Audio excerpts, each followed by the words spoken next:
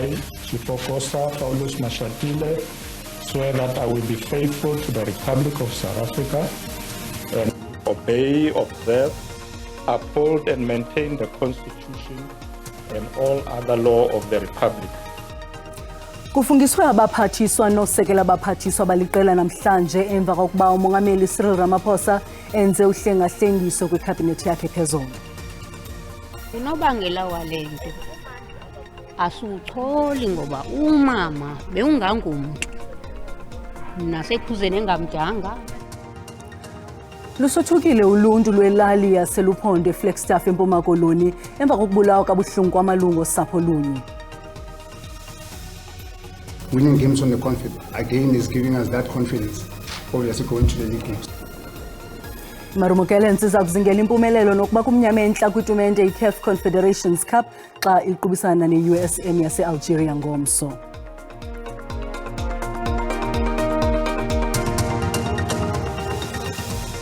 Molweni emakhaya samkele nababukeli kwijelo iDTT nanguvimba wangokuhlanje. Kufungiswe usekela mongameli weli omtsha umnumzana Shipokosa Paul Mashatile abaphathiswa nosekela abaphathiswa baliqela namhlanje emva kokuba umongameli Cyril Ramaphosa enze uhlengahlengiso kwikhabhinethi yakhe phezulu. Umsitho wokufungiswa uqhutywe kwiofisi kamongameli eThekwini eSekapa.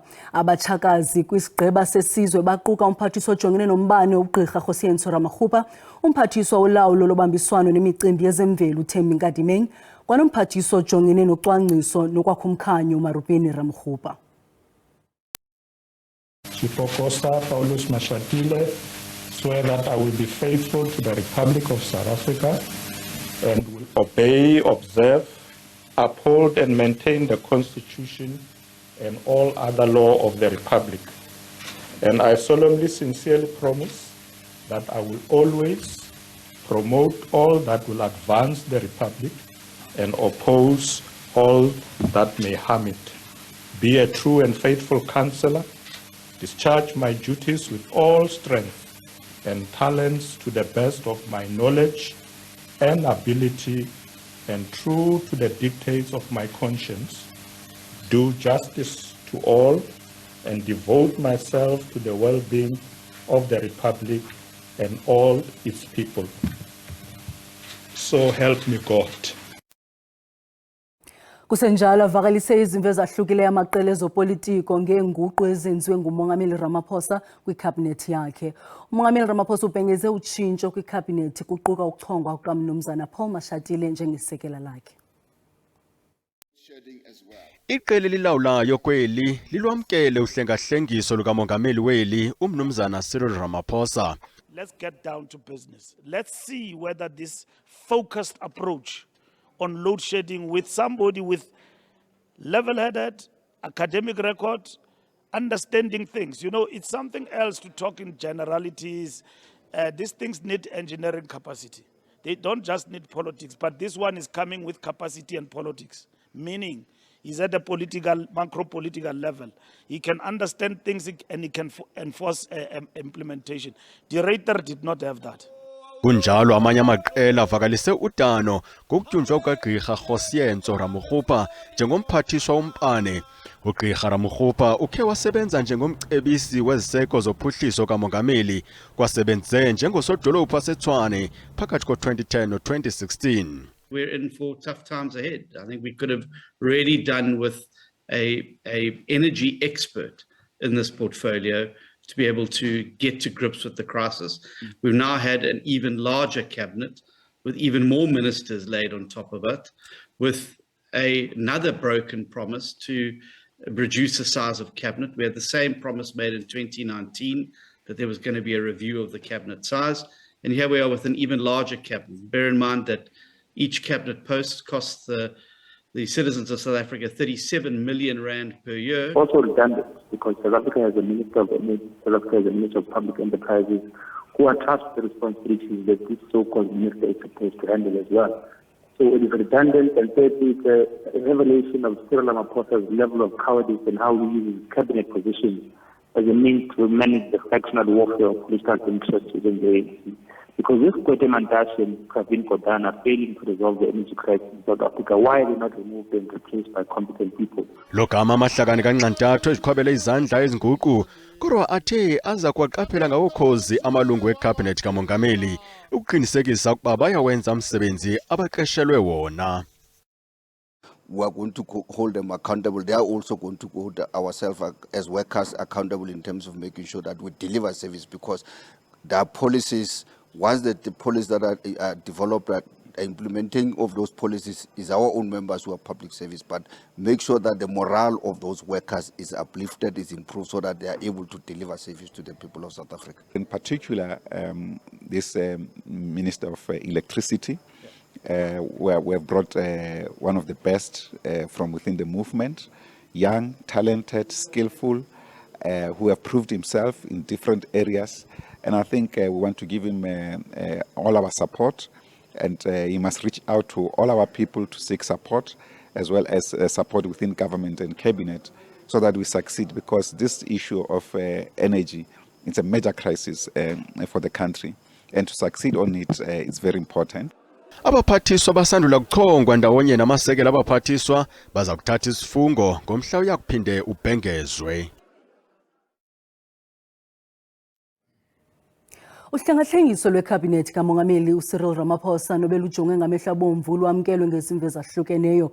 Ngelixa abanye abaphathiswa beza kuthatha izikhundla zabo, uhlengahlengiso lushiya abanye abaphathiswa abasebenza ixesha elide belambatha. Ulindwe Sisulu ngomnye wabantu abachaphazelekileyo. Umongameli kwashiya ngaphandle wayesakuba ngumphathiswa kwiofisi yobongameli uNkwane Maite Mashabane kunye noNathi Mthethwa kwizicwangciso zakhe. Umongameli uye wagxekwa ngokusilela ukusebenzisa elithuba ukunciphisa kunye nokulungelelanisa isigqiba sakhe. Making the following appointments.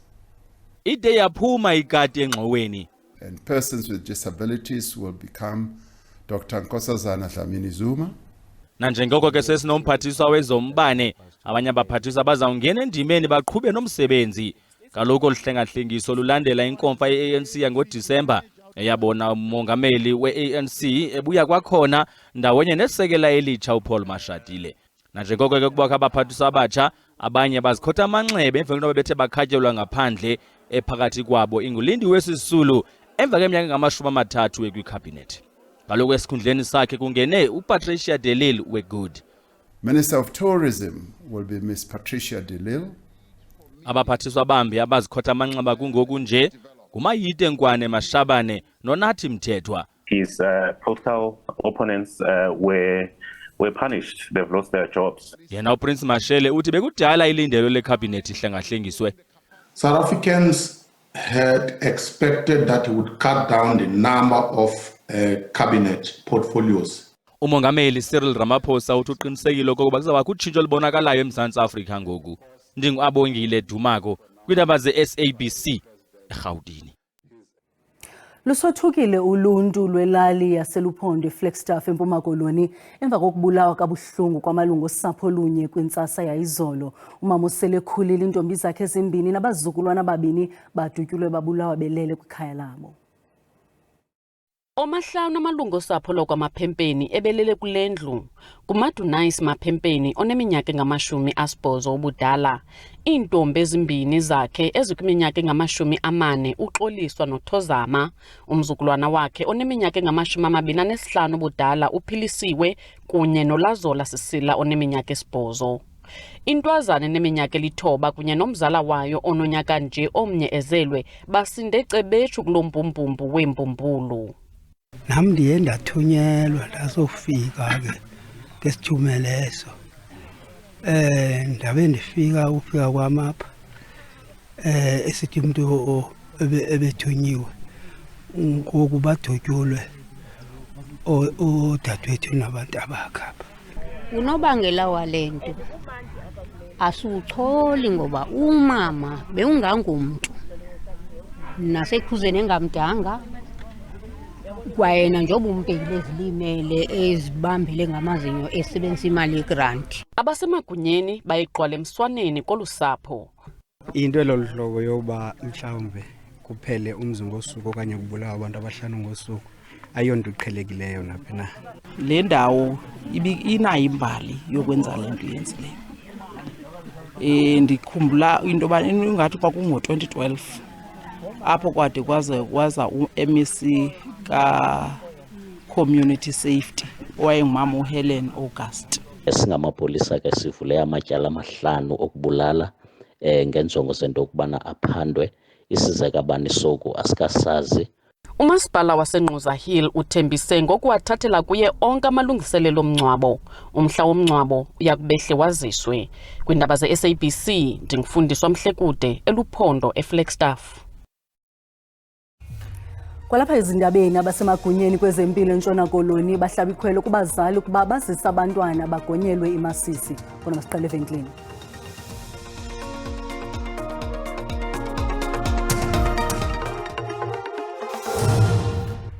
Sinamkele kwakhona kwiindaba zelijelo. Uyakwazi ukubukela kwakhona ezindaba kwijelo le-YouTube uthi SABC Iindaba zesiXhosa kwinqaku lokuqala sithemba. Kufungiswe usekela mongameli welo omtsha umnumzana Shipokosa Paul Mashatile abaphathiswa nosekela abaphathiswa baliqela namhlanje emva kokuba umongameli Cyril Ramaphosa enze uhlengahlengiso kwikhabhinethi yakhe phezolo. Umsitho okufungiswa uqhutywe kwiofisi kamongameli iTenis eKapa. Abachakazi kwisigqiba sesizwe baquka umphathiswa ojongene nombane uGqirha Gosienso Ramokgopa, umphathiswa wolawulo lobambiswano nemicimbi yezemveli uThembi Nkadimeng, kwanomphathiswa ojongene nocwangciso nokwakha umkhanyo Marubeni Ramokgopa. Ngoku masicaphule izimvo zabantu kwikhasi lethu leWhatsApp ngohlengahlengiso lwekhabhinethi. Awuqini tuwo wamomnqwazi ngulomphathiswa akhethiweyo phaa kwa-Eskom. Uyawuqina mhla ndabona utshintsho lisenzeka. Okwangoku awukwazi uqina. Awukho kungoku umbane apha elalini. Okumke ngentsimbi yesixhenxe ekuseni ndixelele ngubani ixesha ngoku. Uwese phaa embaneni, yabo phaa embaneni indlela nje eya elurhwaphilizile akho kwamohluko ozawukwenzeka. Urhwaphilizo luzayo lusanda olu hlobo kwenzeka ngayo. Utata akalungisanga tu kuwesi kwabantu abadala bekumele basusile ufake ulutsha abantu abadala. Endabeni ka-Eskom cha ayikho into esizoyiphawula ngoba ukwenze ngokwazi kodwa sithemba ukuthi longenile ngekamlawuli ngoba kuyafana yonke into ilawula uyena. Asazi le nto le-shaping mhlawumbe abantu sekumele beyikhombise ngo-2024 ukuthi nabo banezwi okumele lilalelwe la eMzansi. Ngoku angixolanga ndiyazi laa nto belacumbelele bemenza izolo umongameli. Hayi futhi ndize entloko laa nto. Maluxele nyani sidiniwe ngoku sizababonakalisela phaa kwivoti xa sivote basho babone nyani basidiniwe. Ushintsho alwenziwe umongameli lapha neParliament izolo kwikhabhinethi yakhe angeke luze namehluko kusazofana nje ngokuqala. Ndithemba umongameli makafake abantu abatsha abazakwenza umsebenzi wenzeni. Kanti ntoni kwelizwe lethu utshintshwa lo asuse kulena isifundla ayofakwa kwenye isifundla akunake kuthathwa abantu abangazange basebenze abawuqalayo lo msebenzi abawufundeleyo. Ukhutshiwe kwisihlalo sakhe sokuba ngusodolophu waseTshwane uceba weCOPE Dr Muruna Magwarela ngokuba engakulungelanga ukuba kwesisihlalo nto leyo eshiye sisixeko singenayo usodolophu kwakhona. Umanejala wesisixeko uxelele igosa leofisi yonyulo yephondo laseGauteng ngekhwinibe elikhokelele ekukhutshweni kukaMagwarela. Wenze imbali ngokuba ngoyena sodolophu uhleli ixesha elifutshane kwisihlalo uGqirha Magwarela. Ebengekasishushubezi nokusishushubeza esi situlo abekwe kuso kule veki iphelileyo ngoLwesibini, kodwa namhlanje akasenguye usodolophu wesixeko esingundlunkulu weli loMzantsi Afrika. Ukungalungeli kwakhe ukuba kwesi sihlalo kusukela kumthetho kaSection 158 womthetho-sisekelo. Inkundla yathi akakwazi ukulawula imali zakhe ngo-2016 kwaye umthetho-sisekelo uyicacisa ca ukuba umntu ongakwazi ukulawula imali zakhe akafanelanga ukuba lilungu lebhunga naphantsi kweziphi na imeko. We had received information to the effect that the executive mayor is an unrehabilitated insolvent. So upon receipt of that information, which was communicated officially to the city manager engaged with the executive mayor, trying to understand the truthfulness or otherwise. Ukufumana kukaMakwarela esi sihlalo sokuba ngusodolophu kothuse umzi nalapho ethe wavotelwa ngamaqela e-ANC kunye ne-EFF. What needs to happen is that they need to make an application to the High Court if they think that there's a problem with Dr. Makwarela. So we are advising him to better go to court and interdict this matter. Isithethi seCOPE uDennis Bloem akafunanga ukuphefumla ngalomba ngelithi iqela lakhe lisiza kushukuxa kuqala. Abasemagunyeni kwezempilo eNtshona Koloni bahlaba ikhwelo kubazali nakwabo bakhathalela abantwana ukuba bazisa abantwana bagonyelwe imasisi. Iphulo lokugomela imasisi lilandela ukuqhamuka kwesi sifo kweli kwaye kungqinwe iziganeko ezine eNtshona Koloni. Imasisi sisifo apha esosulela ngokukhawuleza kakhulu. Impawu zaso ziquka ukuvuzisa kwempumlo, umkhuhlane kwakunye nerhatshalala. Basemagunyeni kwezempilo bathi phantsi kwezinye imeko siyabulala esi sifo. Eli phulo lithabathise ekuqaleni kweyomdumba yaye laqhuba de ibesekupheleni kweyokwindla. It is highly contagious. So imagine the child coming to the creche. Mommy saw the child had a little bit of a sniffles, a runny nose, the child had a fever, and then this rash appears, and mommy just decided, let me just send the child, I don't know what this is, but that could be measles. Ukruka uthi lacothozisa iliphulo lokugonywa ngexa bemalunga nama300,000 abantwana basele befumene isitofu senaliti yogonyo. Eli phulo lisiwe ezikolweni nakumaziko ophuhliso lwabantwana baselula ngexa amagosa esebe lezempilo ehamba ekhwaza uluntu lisabele elikhwelo logonyo. I see our children getting sick every time, and that's why I told you, getting every time, every child getting sick. Basemagunyeni bakwabongoze imibutho yoluntu ityalike kwanabani na ngelithi bagqithise lo myalezo ukhuthaza olugonyo. Ndingumlamli Maneli weendaba ze-SABC eKapa.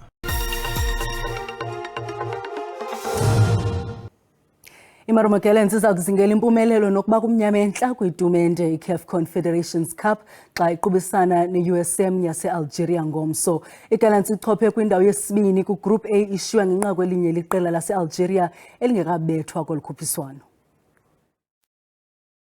iMarumo Gallants iphumelele imidlalo emibini ilandelelana kuGroup A ngaphambi kokubethwa i-USM e-Algeria kwisithuba seveki ezimbini ezidluleko eCAF Confederation Cup.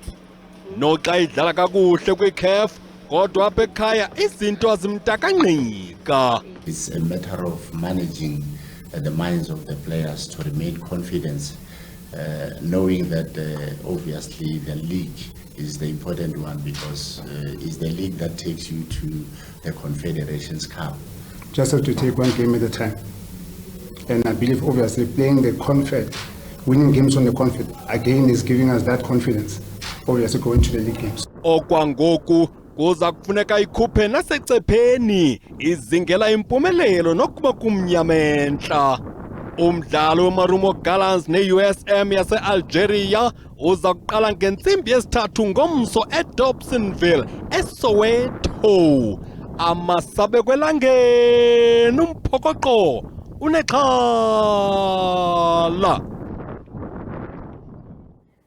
Igubungelo lilifa elimnyama iPremier Soccer League ukulandela ukusweleka ngequbuliso komdlalo wasesuswini weRichards Bay uSiphamandla Mtolo.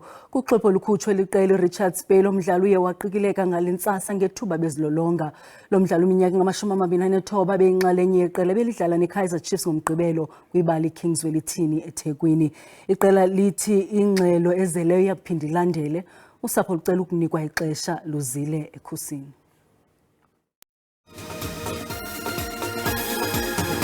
Igama lam ndingu-Amaza Njanga, umsasazi wenkqubo 123 Polars phana kumhlobo wena ne-FM. Ndiyafuna nje into yobana ndinikhumbuze ndiphinde ndinikhuthaze into yokubana elowo nalowo azifumanele i-set-top box kwiposi ekufutshane kunye naye. Le set-top box ke uyanyanzeleka noba uyifumane ukwenzela into yobana uzawukwazi ukufumana onke amajelo kamabonakude e-DTT simahla. abo bafumana isibonelelo sesasa nabo bafumana umvuzo ongaphansi kwe-3,500 rands ngenyanga bayifumana simahla le set-top box. Ngoko ke iya kwiposi ekufutshane kunye nawe uzifumanele le set-top box walala wasala zifumanele yona ngawo lo mzuzu.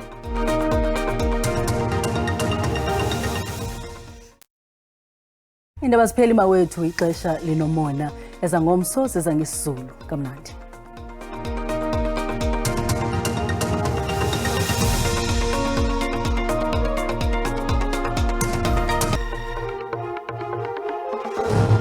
Molema wethu ngicela sikhongozele nalo uqikelelo lwemozulu siqaleke kwimimandla esentshona nalapho sibona kaloku lamathutyana ngephemvula kwiindawo ziphakamileyo esentshona kodwa ke abe mahle kwiindawo ezikumzantsi ntshona welizwe kuquka ke nakwimimandla ekwimpuma yelizwe nakwindawo ezikumbindi mpuma welizwe kuyokuthi ngapha kwelaphondo laseLimpopo. Kanti ke ngomsombukeli siyabona into yoba noko lithe rhwele ngamafu kwiindawo ezininzi zelizwe ekhona ke la 30% wamathuba emvula kwiindawo ezikumntla mpuma welizwe kuyakuthi ngaphaya kwelaphondo laseMpuma Koloni. Kanti ke nala 30% ulindelekile kwindawo ezikumzantsi ntshona welizwe. Uyabongozwa ke mbukeli into yoba uqaphele kaloku ezandudumo ezimandla ezilindelekileyo ngokuhlwa nje phaya eKapa. Kanti ke kulindeleke nomoya obhudla ngamandla phaya kwelaphondo laseNorthern Cape. Ngomso ke mbukeli salindelekile kaloku la meko yendudumo ezimandla phaya eKapa lodumo. Kanti ke nomoya obhudla ngamandla ulindelekile phaya kwindawo ezikwimntla-mpuma waseMpuma Koloni. Masijonge into yoba wona amaqondo wethu okutshisa aphantsi asibeka phina ndingatsho mbukeli ndithi noko lihle izulu phantsi kulo lonke ilizwe kufuthumele nje